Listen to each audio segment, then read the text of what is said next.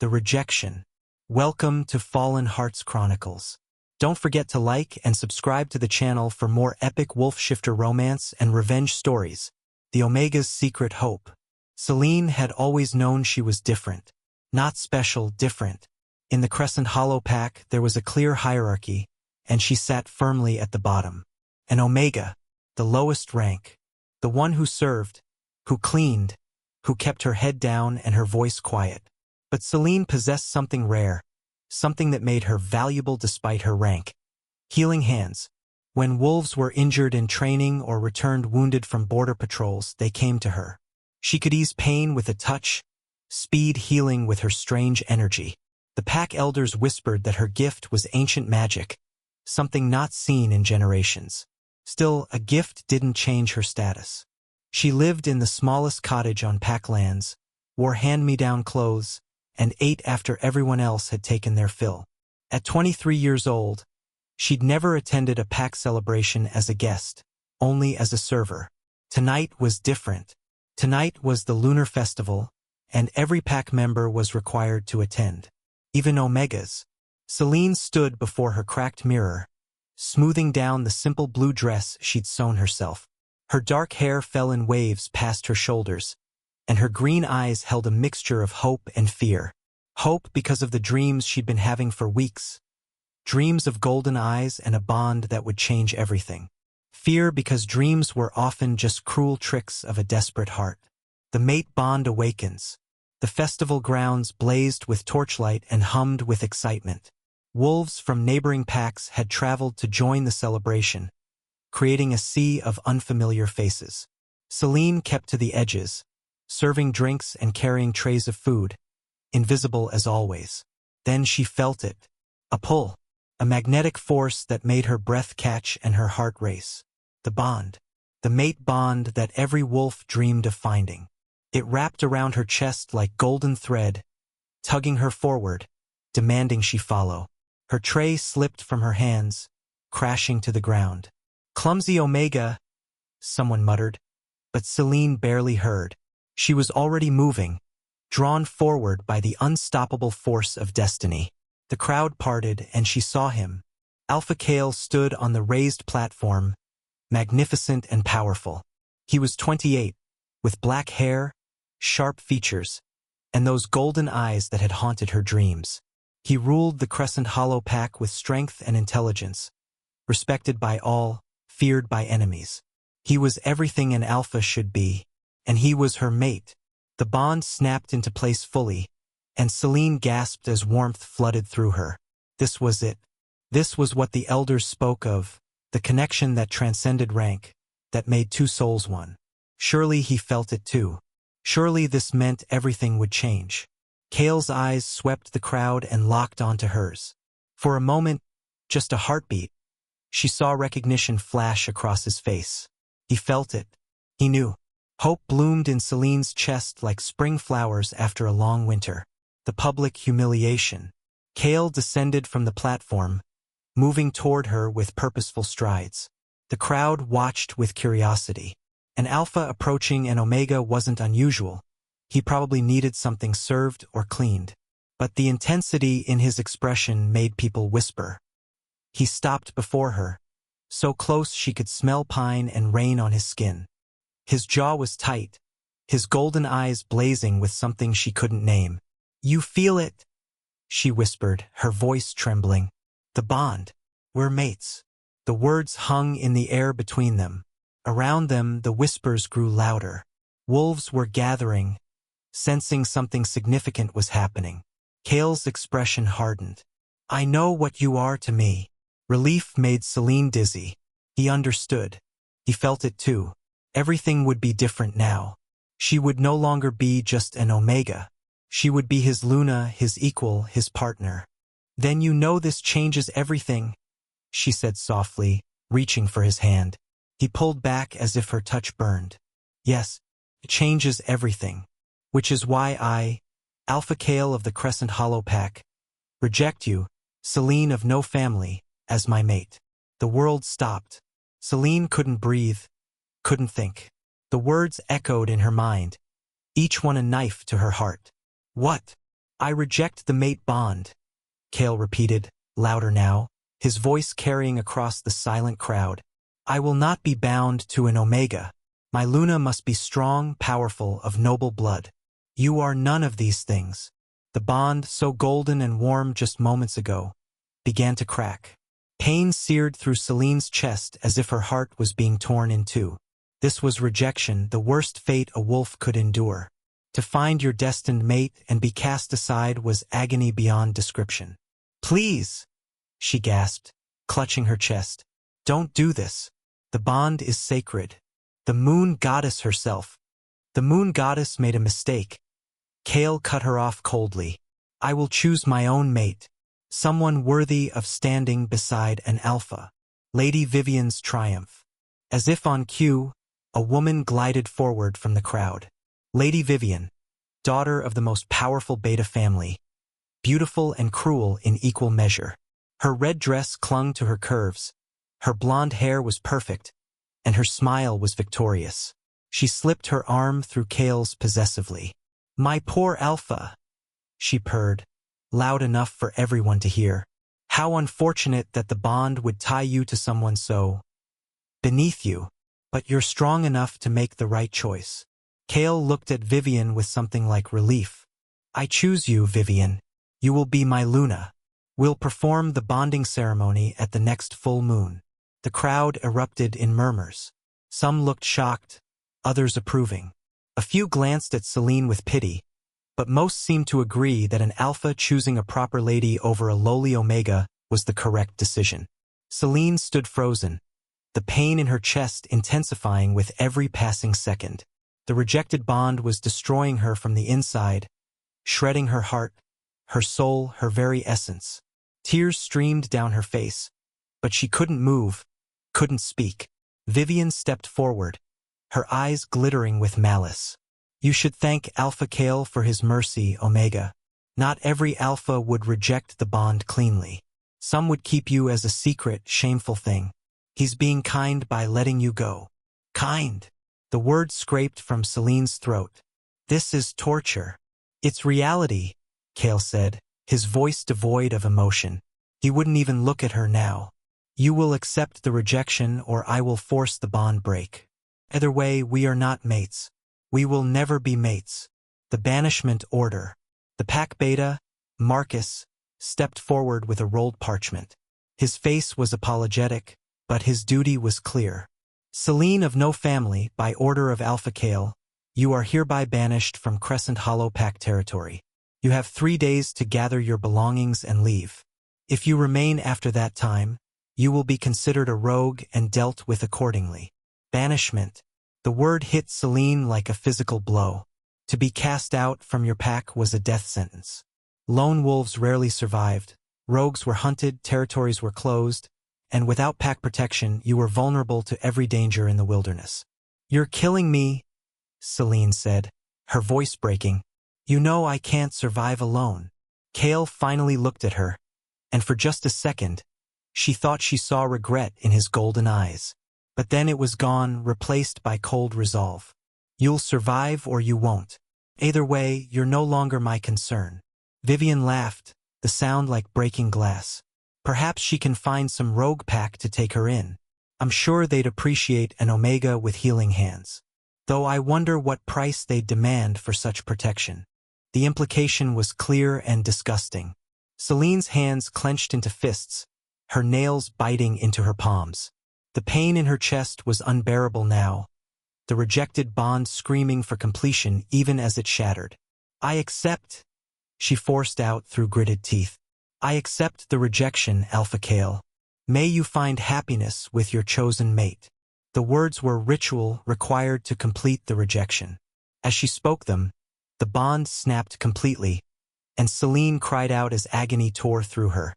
She collapsed to her knees, gasping, her vision going dark at the edges. When she could see again, the crowd was dispersing. The festival was continuing as if nothing had happened, as if her entire world hadn't just ended. Only one person remained watching her, an older woman with silver-white hair and startling blue eyes. She stood apart from the crowd, dressed in traveling clothes, and her expression was knowing. The mysterious offer. Celine dragged herself to her feet, every movement painful. The woman approached slowly, as if dealing with a wounded animal. "The pain will ease in time," the stranger said softly. "Not completely, never completely, but enough that you'll survive." "Who are you?" Celine's voice was hoarse from crying. "My name is Mira. I'm a traveling merchant, but I'm also someone who recognizes potential when I see it." She tilted her head, studying Celine with those unsettling blue eyes. "That bond you just lost. It was powerful, unusually so, and your healing gift. It's not just healing, is it? You can feel the ancient magic inside you, even if you don't understand it yet." Celine wanted to deny it, but she couldn't. The woman was right. Sometimes, when she healed someone, she felt something deeper, power that scared her, that felt too big for her body. "What do you want?" Celine asked warily. "I want to offer you a choice," Mira said. "You can stay here, broken and banished, and likely die in the wilderness. Or you can come with me. I'm traveling to the Shadow Moon Pack. They're always looking for skilled healers. More importantly, they don't judge by rank. Their alpha values strength and ability, not bloodlines." "Why would you help me?" Mira smiled mysteriously. "Because I believe you're meant for more than this. Because that alpha up there made the worst mistake of his life tonight, and I'd like to see how that story ends. And because—" She paused, her eyes glowing briefly with an otherworldly light. "The prophecy speaks of one who will be broken before she becomes unbreakable. I believe that's you." The departure. 3 days later, Celine stood at the edge of Crescent Hollow territory. Everything she owned fit in a single worn backpack. She'd said goodbye to no one because no one had come to see her off. The pack that had been her whole world had discarded her without a second thought. She turned back one last time, looking at the forest that had been her home. Somewhere in there, Kale was planning his future with Vivian, probably not thinking of the Omega he'd rejected. The pain in her chest was still there, a constant ache that reminded her of what she'd lost. But beneath the pain, something else was growing. Something hard and sharp and determined. "I'll survive," she whispered to the empty air, to the moon goddess who'd given her a mate only to watch him throw her away. "I'll more than survive. I'll become everything you thought I couldn't be. And one day, Kale, you'll see what you rejected. You'll know what you lost. And that will be my revenge. Not your pain, but my success. My triumph. My transformation into something you could never imagine." Mira waited ahead on the path, patient and knowing. Celine took a deep breath, shouldered her pack, and walked forward. Away from rejection. Away from pain. Toward something new. Toward the beginning of her real story. The transformation, 2,000 words? 213:45 Part 2. The transformation. Welcome back to Fallen Hearts Chronicles. Thank you for continuing Celine's journey. Don't forget to like and subscribe for more epic stories of love, betrayal, and powerful comebacks. Arrival at Shadow Moon territory. The journey to Shadow Moon Pack took 7 days. 7 days of walking through dense forests, sleeping under stars, and learning to survive on her own. Mira proved to be a capable guide, teaching Celine which berries were safe to eat, how to mask her scent from predators, and most importantly, how to shield her broken bond so other wolves wouldn't sense her vulnerability. "Rogues can smell rejection like blood in water," Mira explained as they walked. "They'll see you as easy prey. You must learn to hide your pain, to appear stronger than you feel." Celine practiced every day, building mental walls around the aching void where her mate bond had been. By the time they reached Shadow Moon territory, she could almost pretend she was whole. The Shadow Moon Pack lands were different from Crescent Hollow. Where her old pack had favored open meadows and gentle hills, this territory was rugged and wild. Dark forests gave way to rocky cliffs, and a river cut through the landscape like a silver knife. The pack house itself was built of stone and timber, fortress-like and imposing. Guards stopped them at the border. 2 massive wolves who shifted into human form, their eyes glowing with suspicion. "State your business," the larger one demanded. Mira the merchant, requesting audience with Alpha Dante, Mira said calmly. I bring a gift, a healer with rare abilities. The guards looked at Celine skeptically. She knew what they saw.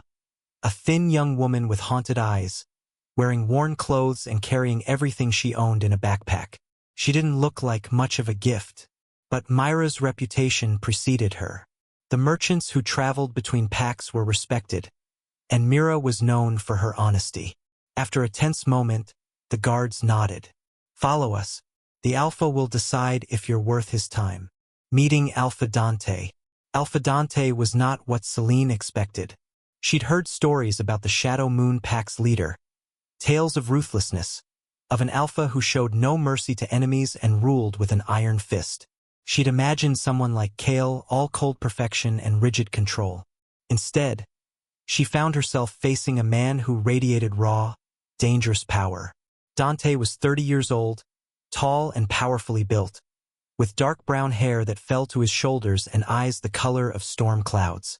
A scar ran from his left eyebrow to his cheek, a mark from some past battle that only made him more intimidating. He sat in his office reviewing documents when they entered, and when he looked up, his gaze was sharp enough to cut.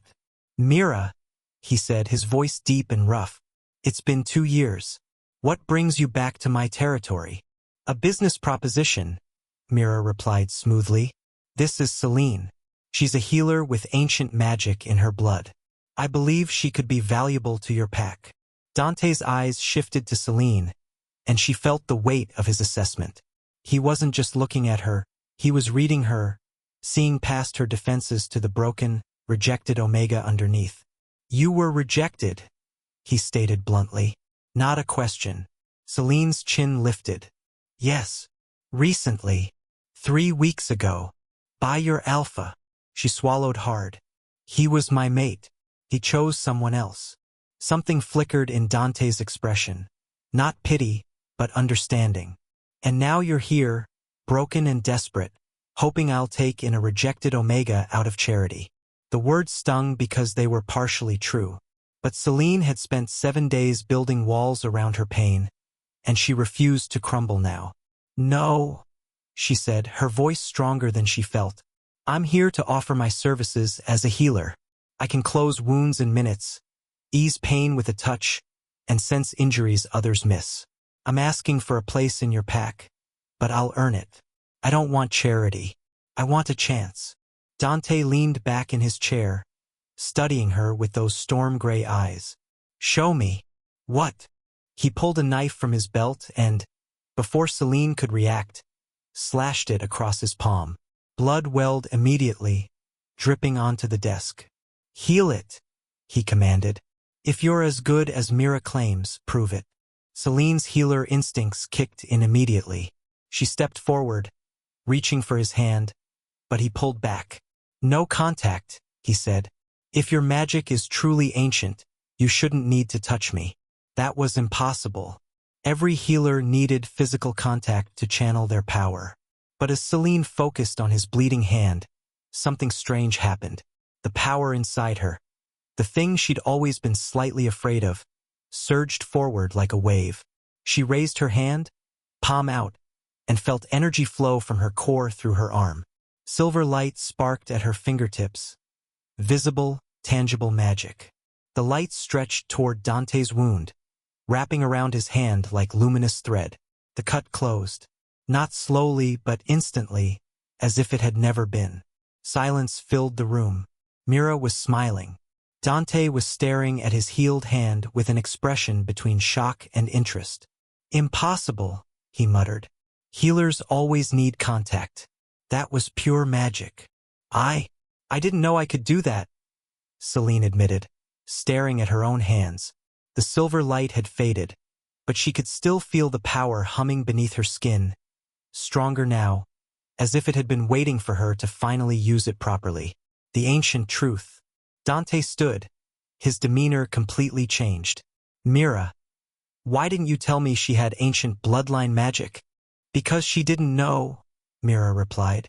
Her old pack suppressed her, kept her as an Omega, never let her explore her full potential. They were fools. What do you mean, ancient bloodline? Celine asked, confused and slightly frightened by the power she'd just displayed. Dante circled around his desk, his expression intense. There are stories, old legends about the first wolves. They weren't just shifters, they were magic users. True magic, not just the basic abilities modern wolves have.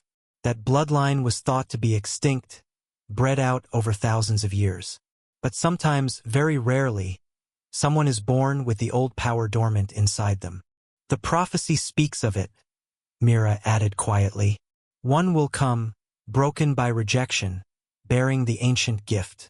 She will rise from Omega to legend, and her power will determine the fate of all wolf kind. Celine's head was spinning. I don't understand. I'm nobody. Just an Omega who could heal a bit better than others. You were an Omega because your pack was too blind to see what you really were, Dante said firmly. That Alpha who rejected you, he threw away not just a mate, but someone who could have elevated his pack beyond measure. His loss is my gain. He extended his hand.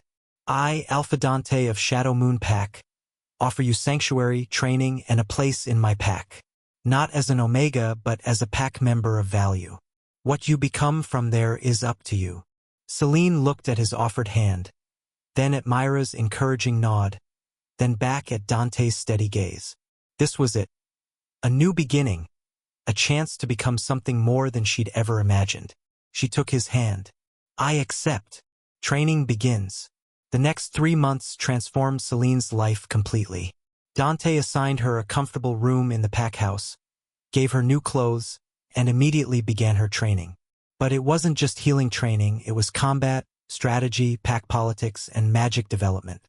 If you're going to be part of Shadow Moon, you need to be strong in all ways, Dante explained on her first morning. Healing is valuable, but it's not enough. You need to defend yourself, to understand pack dynamics, to control your magic. Celine trained every day from dawn until dusk. Combat training was brutal. She'd never fought in her life, and learning to dodge, block, and strike was painful and humiliating at first. She collected bruises like badges, fell more times than she could count, and wanted to quit every single day. But she didn't quit.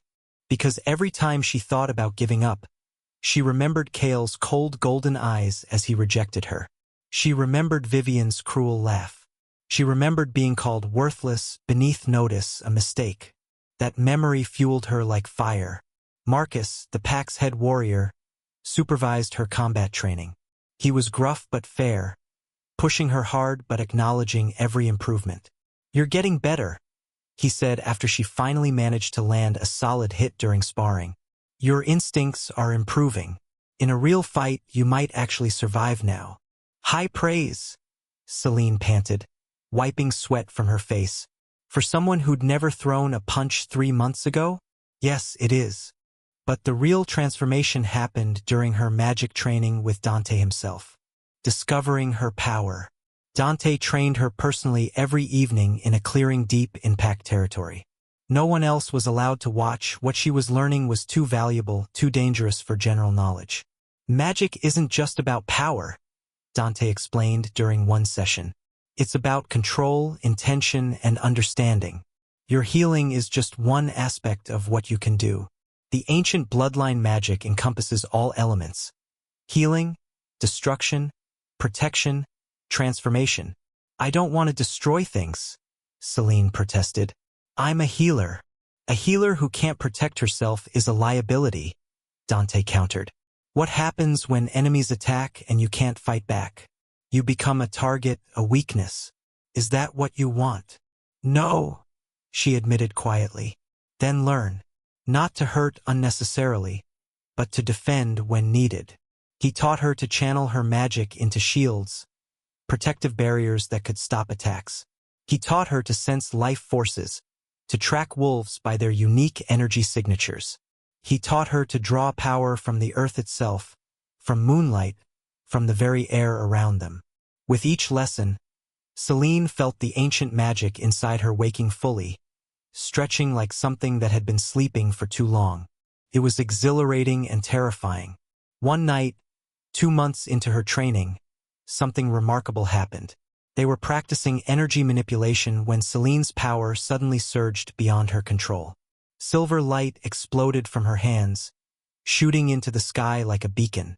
The light was so bright it illuminated the entire territory, and every wolf in the pack felt the pulse of ancient magic. When the light faded, Celine collapsed, exhausted. Dante caught her before she hit the ground. What was that?" she gasped.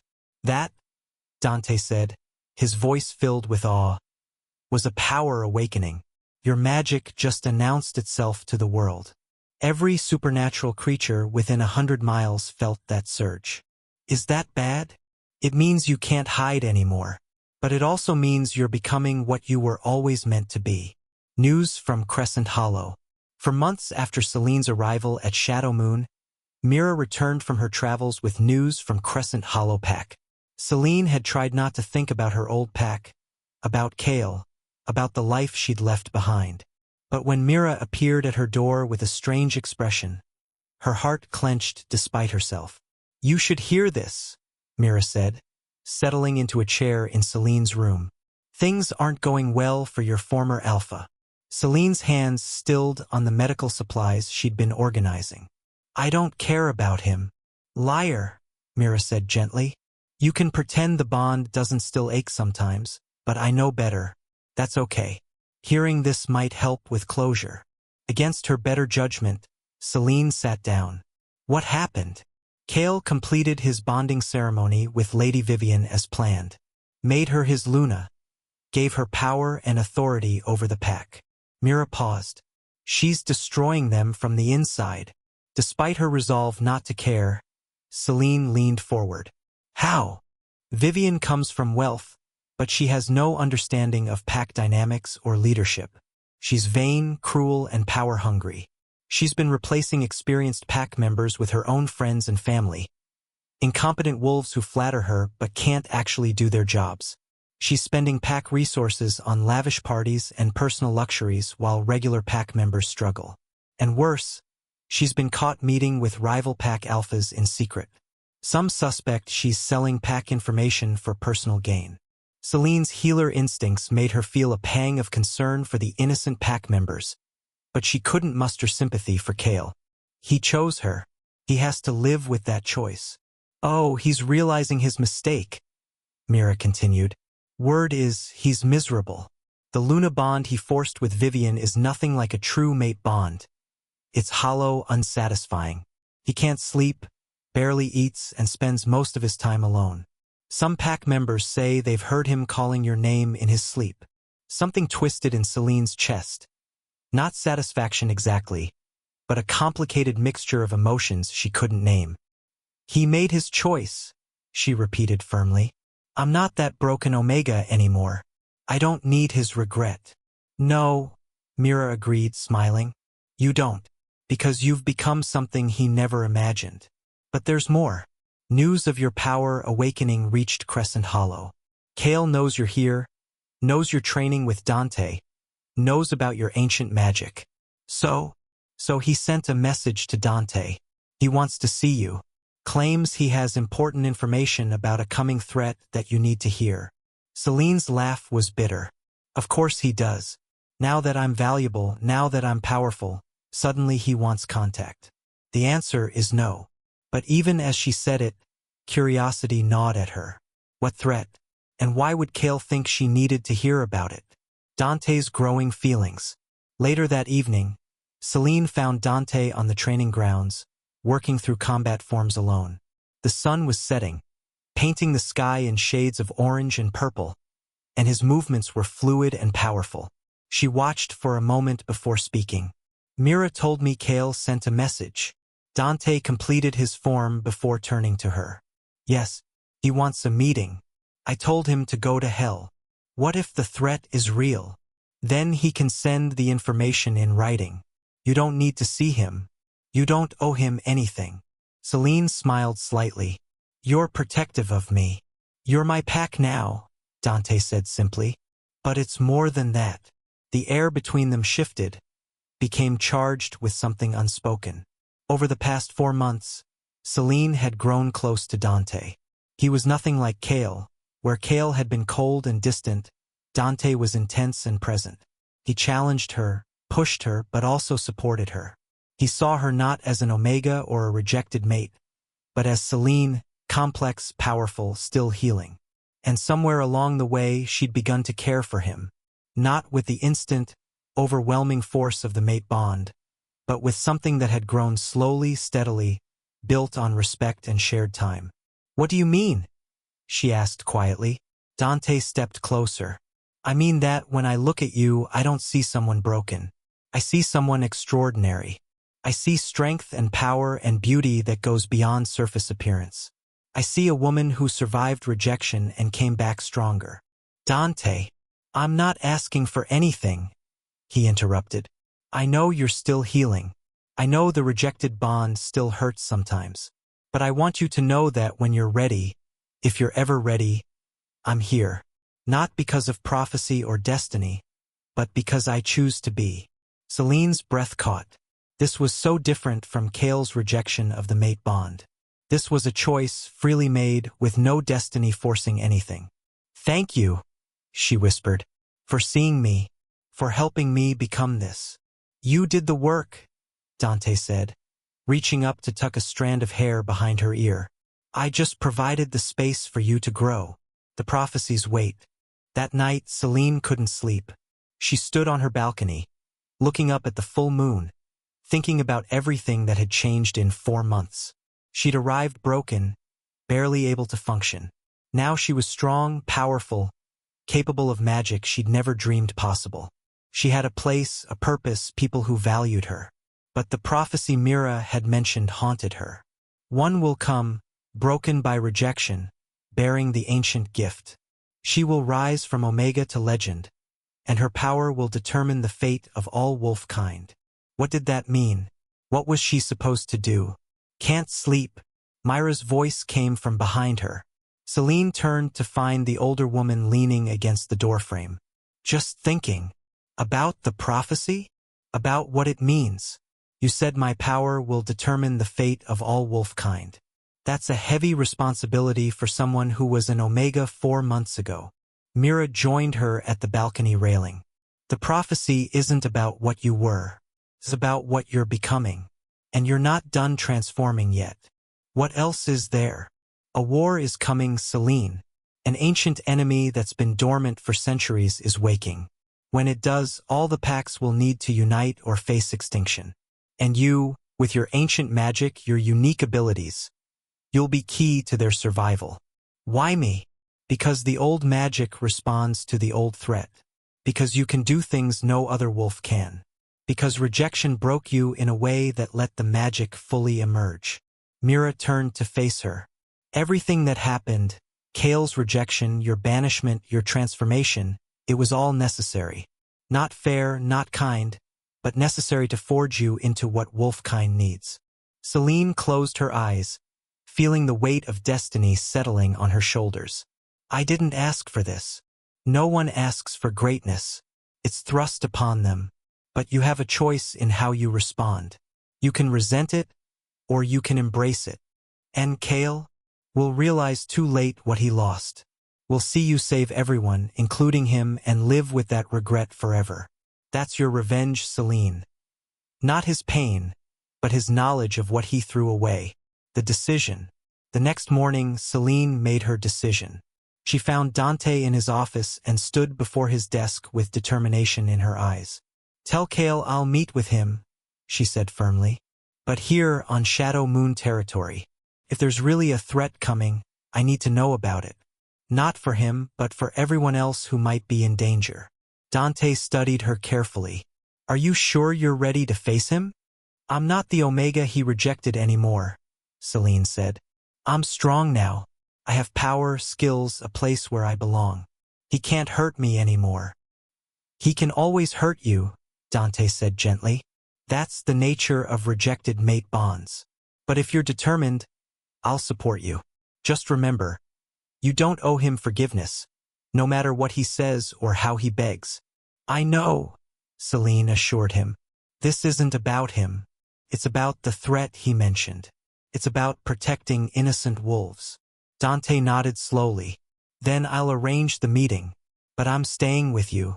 He doesn't get to be alone with you ever again. Agreed. As Celine left Dante's office, she felt a mixture of nerves and anticipation.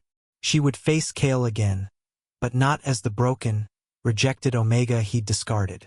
She would face him as Celine of Shadow Moon, healer and ancient magic wielder, powerful and transformed. And when he saw what he'd thrown away, when he realized his terrible mistake, that would be sweeter than any revenge she could have planned. Wow, the Return and Revenge, 2,000 words? 313:50 Part 3. The Return and Revenge. Welcome to the epic conclusion Fallen Hearts Chronicles. This is it, the final chapter of Celine's incredible journey. Don't forget to like and subscribe for more amazing stories of transformation, love, and ultimate triumph.